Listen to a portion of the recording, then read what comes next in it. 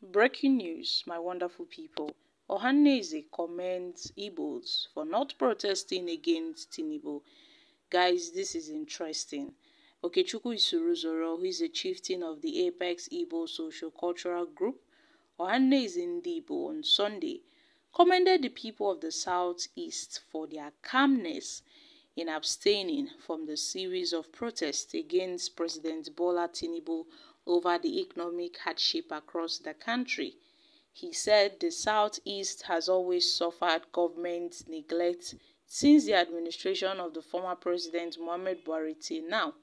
He urged Tinubu to implement the recommendations of the 2014 Constitutional Conference amid the hardship confronting Nigerians. In a statement he signed, the National Secretary General of Ohanaeze Ndigbo said at this point that in the wake of the nation-wide uproar and agitation sparked by the escalating living costs, the economic distress, and the famine, and a result calmness emanates from the old eastern Nigeria, comprising of the southeast and the south-south region. The striking sternity and the absolute silence amidst the prevalent anger, it's really, striking. The North and the Southwest have left many, including the presidency and the North, astonished. Okay, my country people, this is wonderful. Now, the Igbo Socio-Cultural Organization have really commended the Igbo people, the people of the Southeasterners, the people of the old eastern region, the Southeast and the South-South, for their exceptional silence in abstaining from the star-heading protests against President Bola Tinubu and the federal government amid the economic hardship in the country. And according to Ohanaeze Ndigbo, since the inception of Buhari's regime in 2015 to this current President Tinubu's administration, the Southeast has bore the brunt of governmental neglect, and discrimination, whether be it the center's exclusion, the wanton demolition of Igbo properties in Lagos without federal government intervention, the systematic burning of Igbo market in the Southwest. Look at what is happening.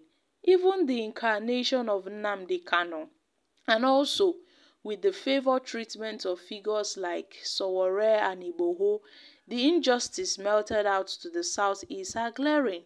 And as protests surge in Niger, in Kano, in Lagos, in Osun and Abuja, the absence of casualties of protesters' killings resulting from security intervention sparkle contrast with haunting memories of southeastern lives lost during past protests against Nnamdi Kanu's detainment and tragic Igboho massacre in Rivers State. Ohanaeze stands in the awe of the Southeast populace for their bravery and their rare insight in weathering the storm. As they have suffered for long, all Igbos have suffered in Nigeria. Ohanaeze urging the federal government to overhaul Tinubu's floundering economic team with competent hands to salvage the crumbled economy before it collapses completely. So, my country people, this is coming from Ohanaeze Ndigbo, as they have urged the people of the Southeast to keep calm. Also commended them for their calmness, that it is quite, wonderful that the people of the Southeast have chosen to remain calm amid this protest, amid this agitation that is ravaging Nigeria. Now, recently, some certain people went to the Emir's palace in Ilori to protest. Yes, my country people, this happened in Kwara State recently. Some people went to protest at the Emir's palace. They were protesting that they are hungry, that they need food. These are residents of the state. They marched to the Emir's palace in protest. They were going out stating how hungry they are, that the state is hungry. People are dying. In fact, they find it really, really hard to eat. Look at the exchange rates. See how things has turned around for the worse and how they barely feed in their state. So my country people, I'm quite, shocked that some certain persons went to the Emir of Ilori to protest. How can the Emir help them? I don't know how he can help them, because it is not his fault that things are going this way. So them going to the Emir's palace to protest in Kwara State, well, I don't see how this helps matters, and I don't see how it changes the situation on ground, except the Emir decides to be generous enough by sharing food to his people in the state. Then I can say that their protest, really did something for them. Else, we all know how our leaders tend to behave. No matter the protest, no matter the agitations, they always tell the people to be patient while people are dying.